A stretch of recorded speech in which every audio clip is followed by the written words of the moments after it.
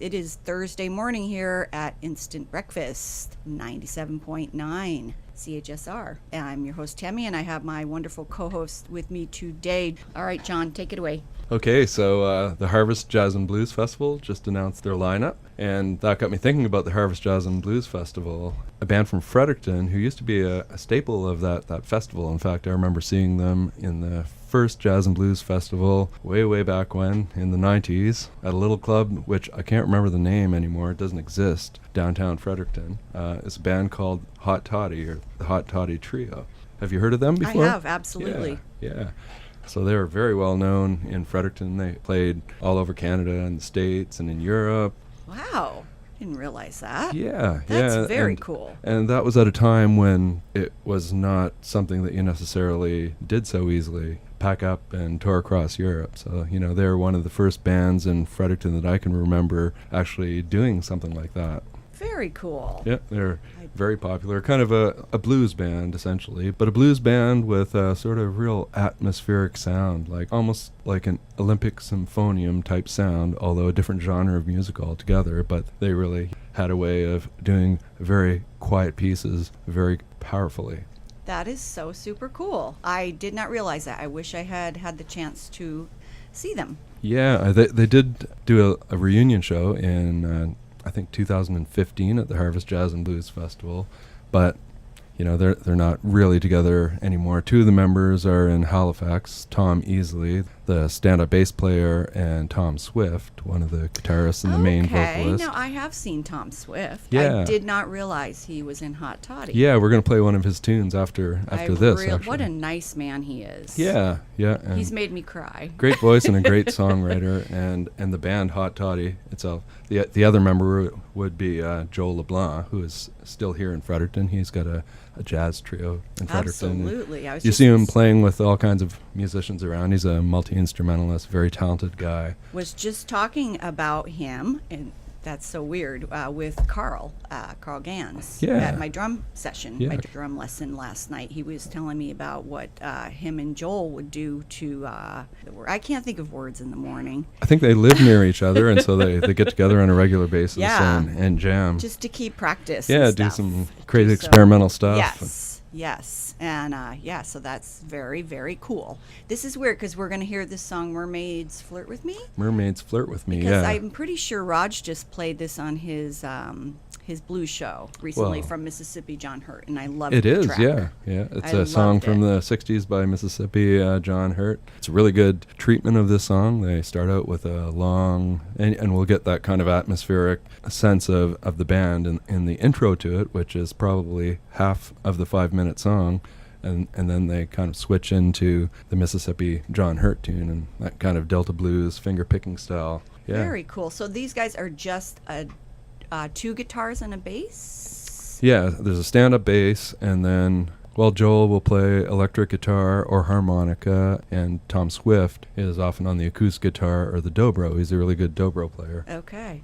I think they've won a number of awards. I have here the 2007 Canadian Maple Blues Award for Acoustic Act of the Year. Wow. Yeah, it's a national award. So. That is super awesome. And they won a 2005 East Coast Music Award for Blues Recording of the Year. I did not realize that. Mm-hmm. I guess because I wasn't living here then. Yeah, I think Thom Easley, who's still in Halifax with Tom Swift, I think they still play together. They have the Tom Swift trio. Mm-hmm. Tom Easley also plays with Bill Stevenson, who is the piano player for the Tin Pan Darlings album. And I think Thom Easley has a jazz degree from St. FX. Yeah, so he's a great musician, well-respected bass player in Atlantic Canada. I love tying things together. They're great musicians, and they played together for a long time, and as a consequence, they really have a good organic sound. This is off their, I think, their first album, Shoe Factory, from 2000. It's called Mermaids, Flirt with Me.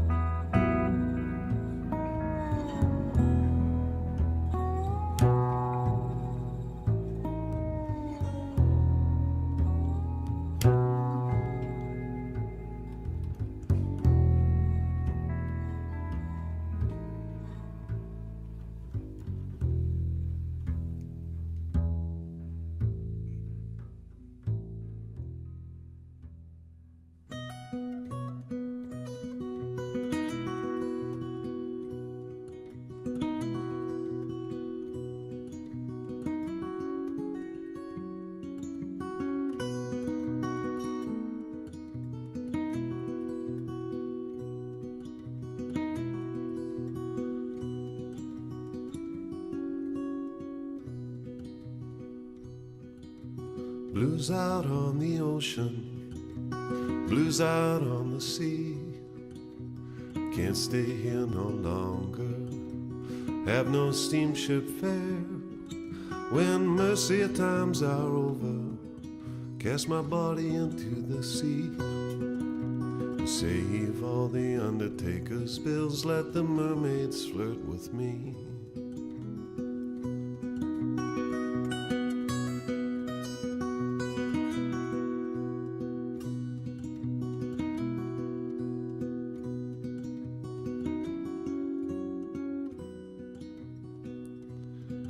I do not work for pleasure, it's a peace I see no more.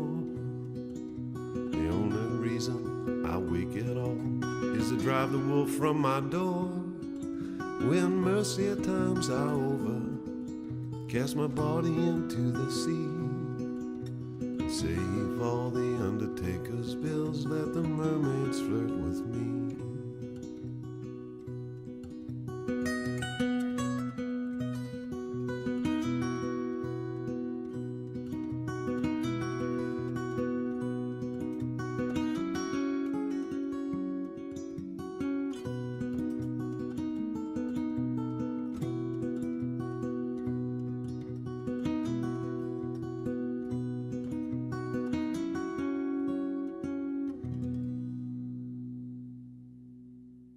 Wow, what a great rendition of Mississippi John Hurt's It really is. track. I mean, they really do it justice. I've always loved that song. Amazing, amazing from Hot Toddy. Tell us what we have next. Well, we're going to keep with one of the members of Hot Toddy, who is Thom Swift, and he is originally from St. Stephen, New Brunswick. Grew up in McAdam, lived in Fredericton for many years, and now is in Halifax, pursuing his solo career. He's got 4 albums out. We're going to listen to a tune from his second album, Blue Sky Day. It's kind of a rootsy blues sound that he has, and he has won many awards for all of his albums, really. I mean, his first album, Into the Dirt, which came out in 2007, it won an East Coast Music Award, Maple Blues, Galaxy Rising Star Award, 2 Music Nova Scotia Awards. Wow. Yeah. This one won ECMA Blues Recording of the Year. It was nominated for Album and Male Solo Recording of the Year, Music Nova Scotia Blues Recording of the Year, Canadian Folk Music Award nominee for Producer of the Year, and, you know, on and on. You know, every album of his has gained many accolades. That is fantastic. Yeah. And he does seem like one of the nicest people in the world, I have to say. And I did have the pleasure of seeing him in a very intimate setting at the Larley Creek Music Festival a couple years ago. I always go to the Sunday morning church venue, and he was there solo, and then he played with, I can't remember who he played with, but talk about up close. Nice, yeah. It was definitely tissue-worthy event. Yeah, I saw him at Folly Fest one year, yeah, in just a tiny little stage, you know, just a little ring of people standing around him. There weren't even seats in this stage, so, you know, Wow. you're 10 feet away and Yes. playing an acoustic guitar. Yes, that's how this was. Mhm. Unbelievable. So we're so lucky. I always say that, but I mean it. We're so lucky. There's great music all over this province. Mind-boggling. Yeah. All right. So we're going to listen to a tune off of Blue Sky Day called Blue Sky.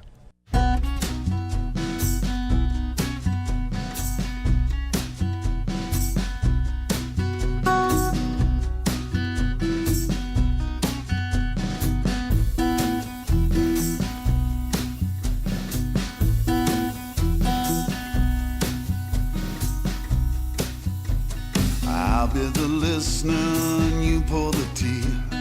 You're gonna tell me what's bothering me. Words of love never letting me down. All in a blue sky day. All in a blue sky day. You bring the karma and I'll bring the ghost.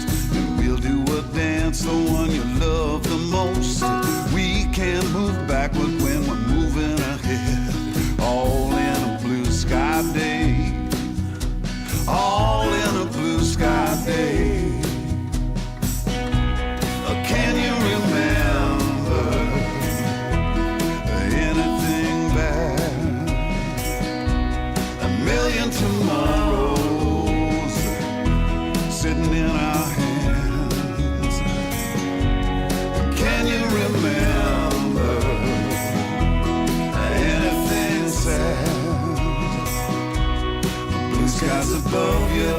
someone to love you, that ain't half bad.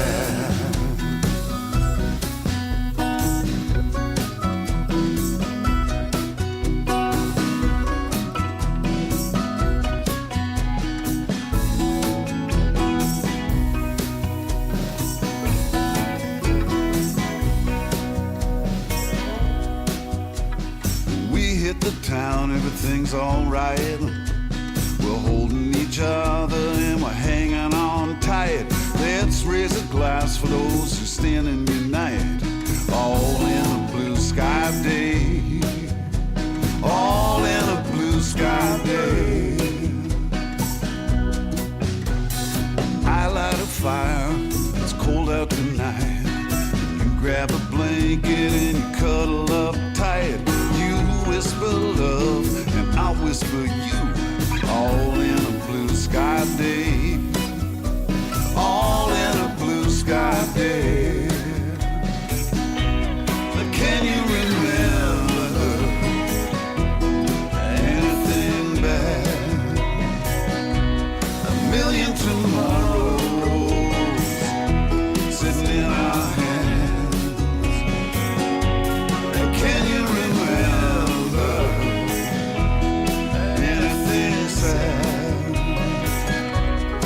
skies above you, someone to love you, that ain't half bad. Blue skies above you, someone to love you, that ain't half bad. Yeah, blue skies above you, someone to love you, that ain't half bad. That ain't half bad.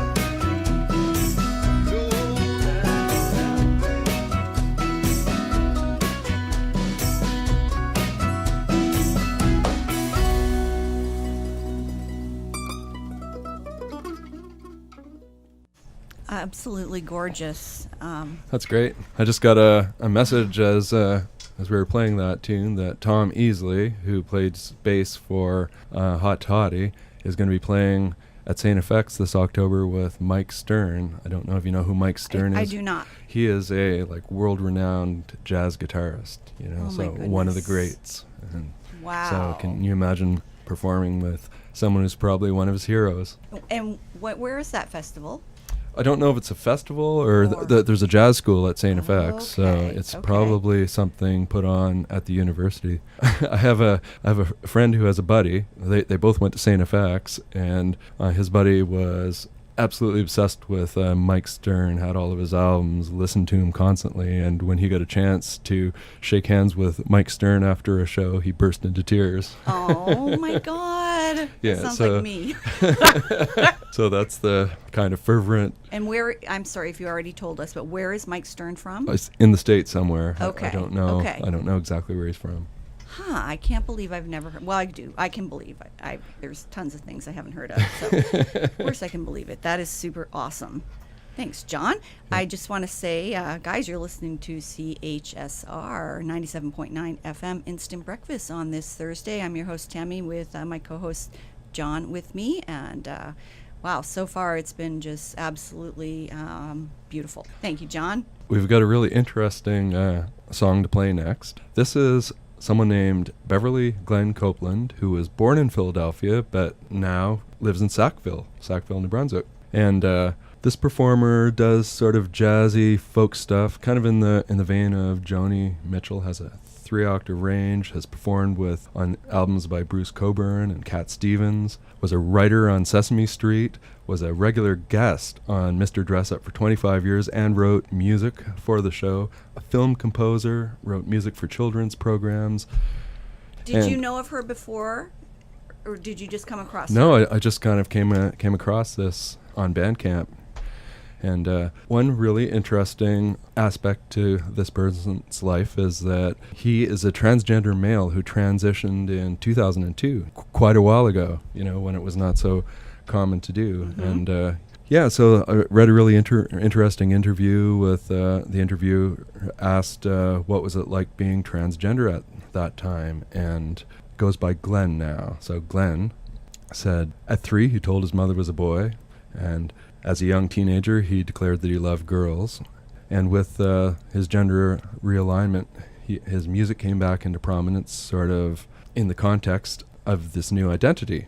So the reviewer asks, does it bother Glenn that the story of his sexuality is tied to his music? And he says, it was attached to me anyway. It has been attached to me since I was born. For many years, I was erroneously perceived as being homosexual, and I had to deal with that. My parents were just frantic because my mother was a typical upwardly mobile black middle-class person. There was pressure on me, not just in terms of music, but with social expectations.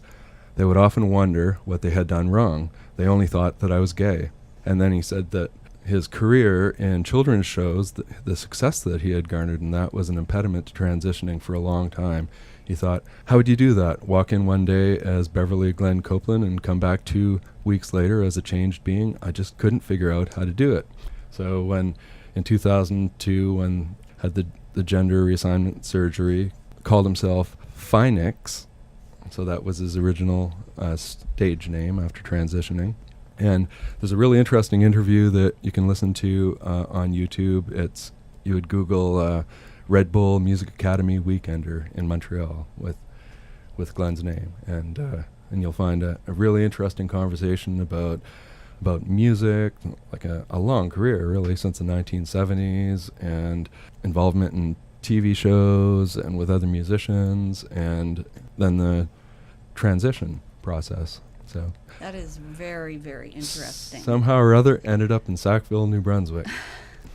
Go figure. That is a great story. It's a great story. I yeah. love it. So I'm wondering why this still has the Beverly in it. Curiosity. Well, the title of the actual album is Beverly Glenn-Copeland, so I think that would probably be an aspect of it. But in another interview that I heard, that Glenn will also is not bothered by the word Beverly because it's a gender-neutral name. Right. Okay.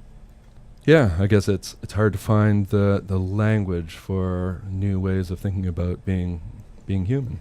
It is. We all struggle with it. I think I'm struggling with it right now, but it will eventually become normalized in society, and people will. I hope so too. I really hope so. But I always have so much faith, and it never really pans out. Nothing pans out. So I'm not betting on it. But anyway, I'm not going to be negative. We have this great talent in Sackville, New Brunswick. Amazing. Glenn-Copeland. This is from the album Beverly Glenn-Copeland, and the name of the song is Color of Anyhow.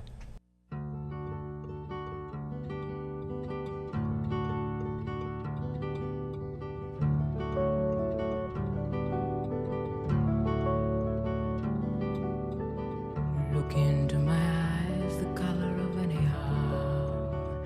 Their season needs you now. Anyway, and I won't ask you when you're leaving or how long you're planning to stay. Look into my eyes, the country of anywhere. The roads will take you there anytime. I won't ask how long you'll love me, babe, though it's on my mind. Look into my eyes, forever the paling hour that reveals your power and your fears.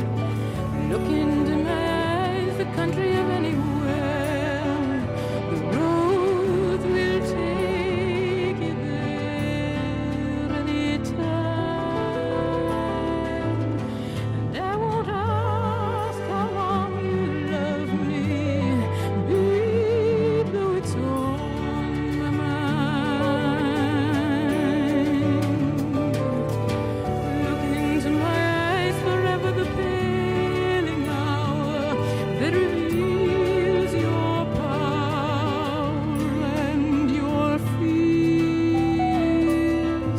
But I won't ask what was gained, babe, between your love and your tears.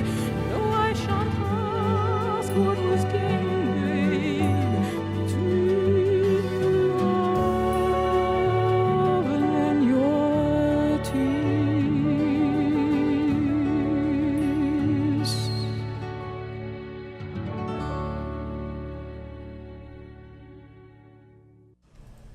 That was Color of Anyhow. Absolutely gorgeous. There's a really cool album that Glenn put out in, it was put out in 1986 on cassette, but it was re-released in 2016, digitally remastered. It's called Keyboard Fantasies. It's a really cool album, so I would suggest that anyone who liked what they heard there, search up on YouTube, Keyboard Fantasies. It's a neat album. It was done with the technology of the time, a Yamaha DX7 keyboard and a Roland TR-707 drum machine and voice. And yeah, it's really, Very cool. really neat, kind of jazzy, not at all like what we just heard. A little more experimental and a lot of playing and some singing. Very cool. Yeah, really, really neat. But next we're going to listen to a band called La Viree. We're going to listen to a song from one of their albums, Bayous d'Acadie, which is Bayous of Acadie. Bayou would be something that, you typically think of as down in Louisiana or whatever, Right. That marshy kind of outlet of water. Yes. But they're singing about the bayous of New Brunswick in this, and of course it's Acadian folk music, very fiddle heavy. We're going to listen to a standard 3-part French-Canadian reel called Sherbrooke / Ronfleuse Gobeille. Ronfleuse is snoring, so snoring Miss Gobeille. It's a traditional reel. Yeah, you're going to hear the third part of the reel. It'll kick off with a funky bass solo. It's really, really cool tune. Great musicians. And they have traveled all across Francophone Canada and down in Louisiana and France and been around for a long time, and their musicianship shows. How many are there in the band? I don't know, 5, Okay. something like that. Okay. All right. Let's hear it. La Viree.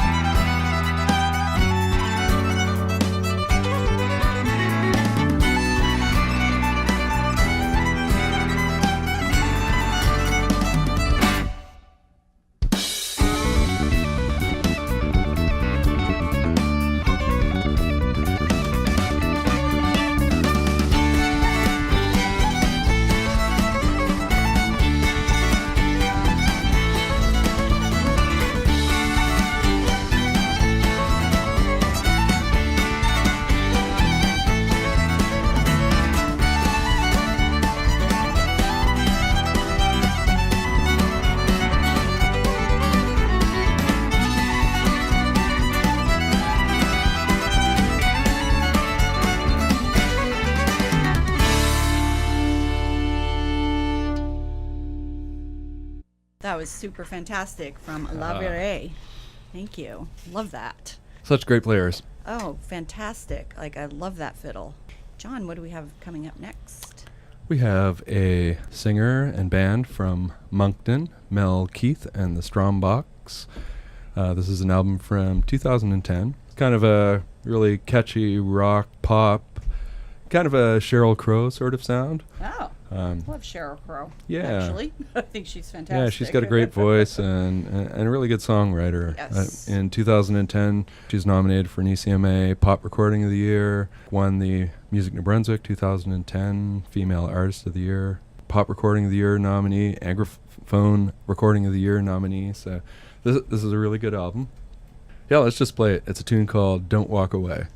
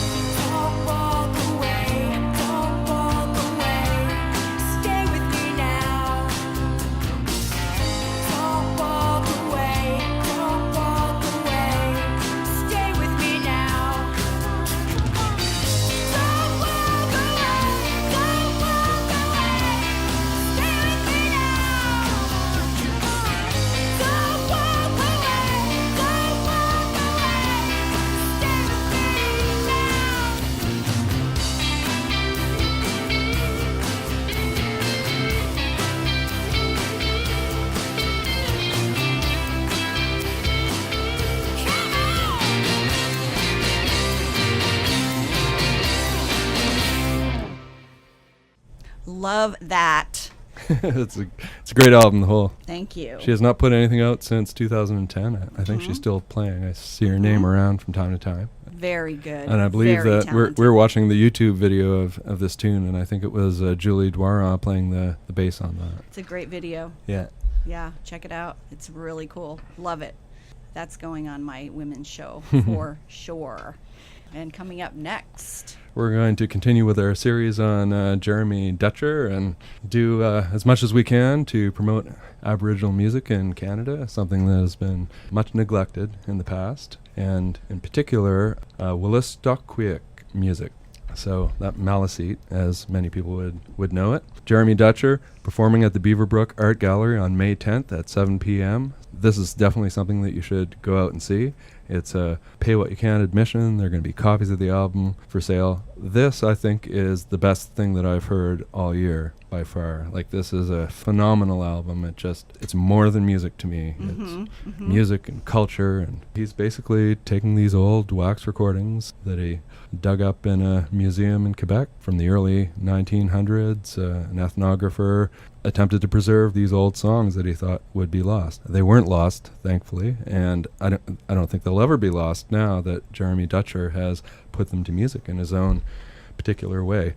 This tune that we're going to listen to, it's called Eqpahak. Eqpahak. Savage Island is the English translation to it. And one thing that I find particularly interesting about this is that there is an interview. We talked last week about how Jeremy had found out about these wax cylinder recordings from a song carrier at St. Mary's First Nation here in Fredericton. Her name is Maggie Paul, and she's, of course, fluent in Maliseet and was someone who was possessed of a knowledge of many of the old songs. And so she had told Jeremy about these wax cylinder recordings, and they had discussed what it would mean to bring some of these songs back to the culture. And there's part of this discussion. So he recorded some of these interviews that he had with her, and so in the intro and the outro to this song are actual recordings of some of these original interviews that he did with Maggie Paul 5 years ago at the very inception of this project, before he'd even gone to the museum. And it's really great. I mean, she says things like, the ancestors are so happy that people are singing the songs again because they thought they'd never hear them again. That is so wonderful. Yeah. And since we first started talking about Jeremy Dutcher, I have seen his name popping up everywhere. It really is, yeah. What is a festival that I just saw that he was going to play at? Somewhere around here. Yes. Yeah, I can't remember. Maybe it was Flourish Festival. No, it wasn't Flourish, No. because I would have seen it, because I saw pretty much a lot of Flourish. Yeah. Something coming up still. Something coming up soon, yeah. There are going to be lots of opportunities. And I think that he's really established himself as not just a good musician, but an important musician, an essential musician. If you're in Canada and you're at all interested in music and at all interested in the history of our country and before that, then Jeremy Dutcher is someone who can illuminate a lot about what it is to be living in what we call Canada and what was called many other things before.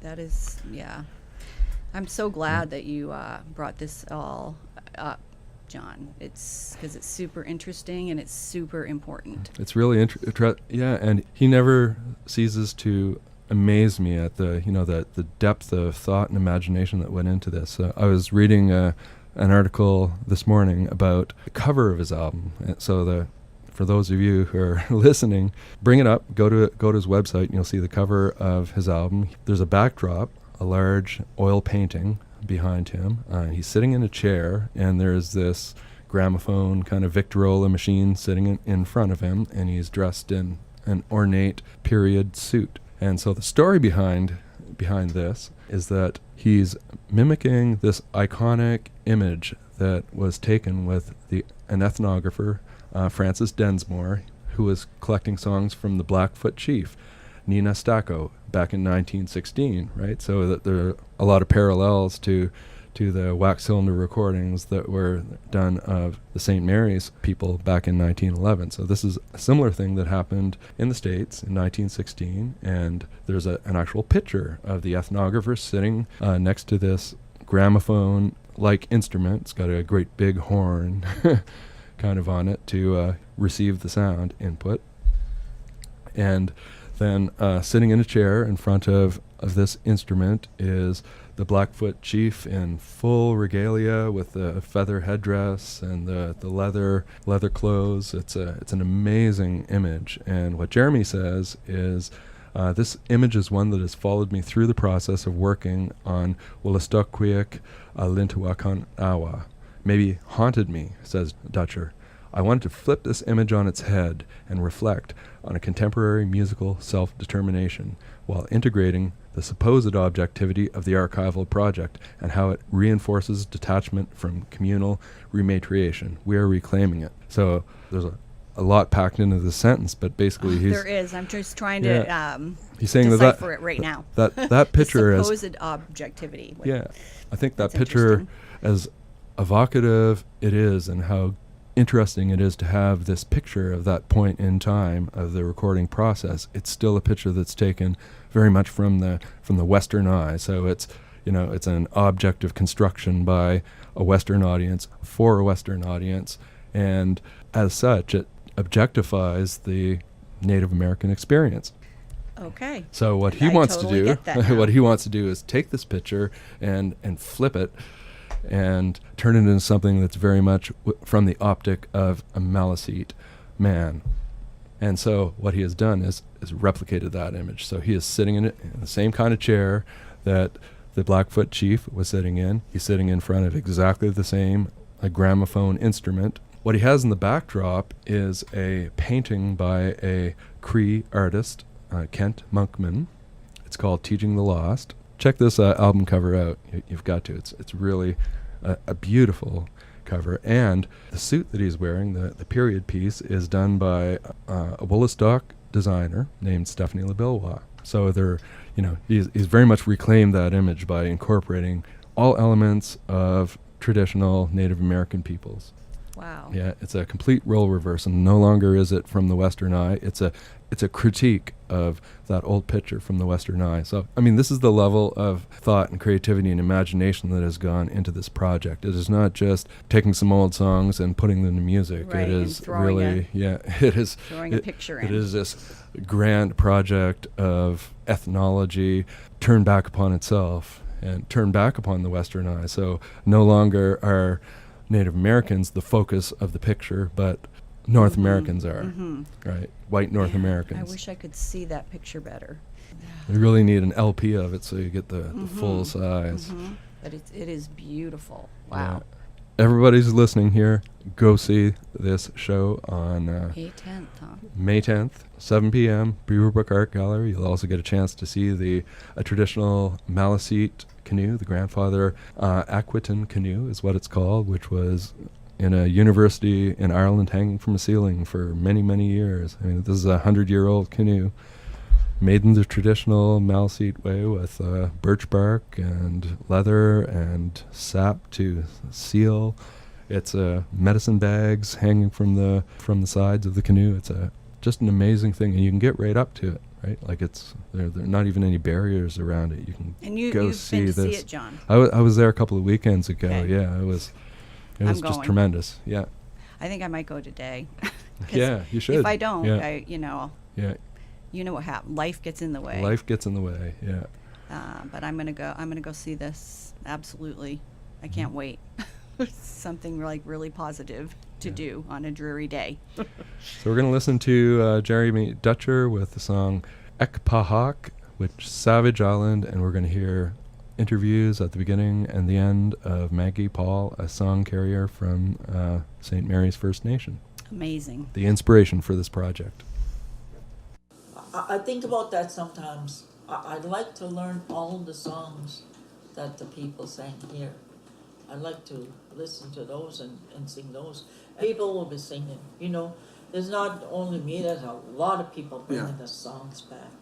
And when you bring the songs back, you're going to bring the dances back. You're going to bring the people back. You're going to bring everything back. Yeah. Yeah. It'd be just like when we first started, we brought the music back. We brought the drum back. Sweat lodges are here. Teepees are going all over the place. Wigwams, people are making wigwams. Don't you know that? So you think music had a lot to do with that? Oh, yeah. Bringing that You back? got that right. Music. Yeah, it sure does. Really? Music will bring you. Because, well, the same way when you sing your song, that feeling that comes in.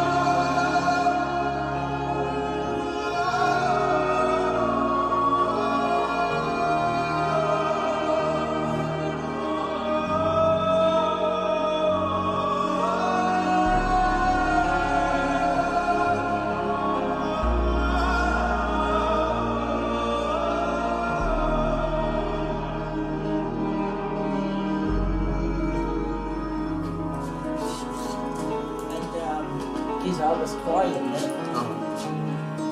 And he said, the ancestors that have went before know the songs. They're listening.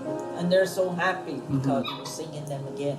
And he said, and you never asked, what is the song or anything. He said, they gave it to you to sing and you sang it.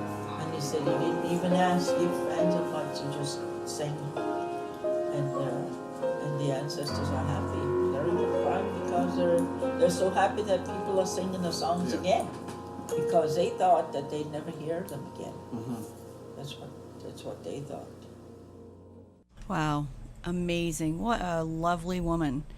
Just so happy that somebody has taken the time to bring back that sound. That is just incredible. That history. That is amazing. Wow.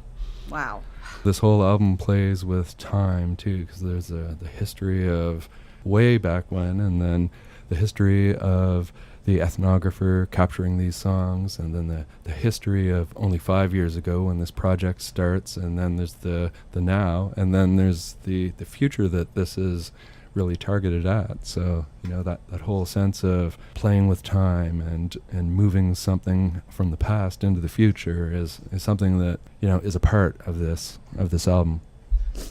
Fantastic. Are you crying, Tammie? Yes. It's okay to cry, yeah.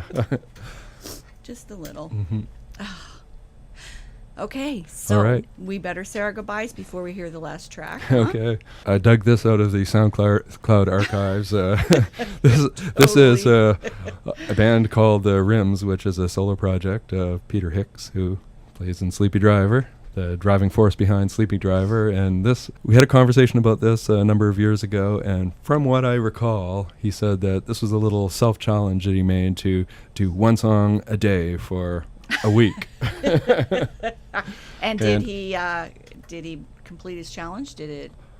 I don't know if there's 7 songs there, but there are maybe four or five of them at least, and this is one of them. He called the album Dead, the band The Rims, and the song Drag City. It's about 10 years ago or so that he did this, and he used a drum machine and this synthesizer unit called a Roland SH32 that you hear in a lot of Sleepy Driver songs as sort of sonic textures in the background of everything. I Know You Know I Know is one in particular that has uses that particular unit. Yeah, and you heard a lot more on the Decomposed album where we strip away all the vocals and the drums, and there are a lot of those synthy kind of sounds in the background. So he used that. This is kind of like 80s synth pop rock stuff, and yeah, let's just play it. It's a really cool tune. Thanks for listening, guys. CHSR 97.9 FM, Instant Breakfast. We've been your hosts, Tammie and John, and we will see you next time. Thank you so much. Have a great day. Have a great weekend.